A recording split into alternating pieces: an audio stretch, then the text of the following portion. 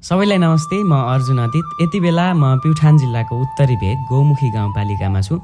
गौमुखी गाउँपालिकाको अर्खा र रजबाडालाई जोड्ने गरी निर्माण गरिएको यो लुम्बिनी प्रदेशकै सबभन्दा लामो र अग्लो भनेर दाबी गरिएको झोलुङ्गे पुलमा छु। सोसियल मिडियामा फोटोहरू राख्दा होइन यो लामो अग्लो लुम्बिनी प्रदेशकै भन्ने यावत कमेन्टहरू आइरहेका हुन्छन्। खासमा के हो यो तपाईँहरूले कमेन्ट गरिदिनु होला। र पछिल्लो समय आन्तरिक पर्यटकहरूको ध्यान खिच्न सफल भएको यो ठाउँ चाहिँ मलाई एकदमै मन पर्यो।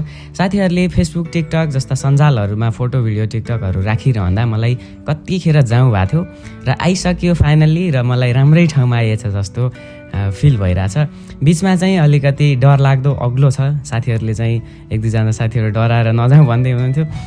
सो तपाईँहरू पनि यो ठाउँमा आउनुभएको छैन भने एकचोटि अवश्य आउनु होला है त। र भिडियो अन्तसम्म हेर्ने तपाईँ सम्पूर्णमा धेरै धेरै धन्यवाद। हामी फेरि अर्को भिडियोमा भेट्नेछौँ है त।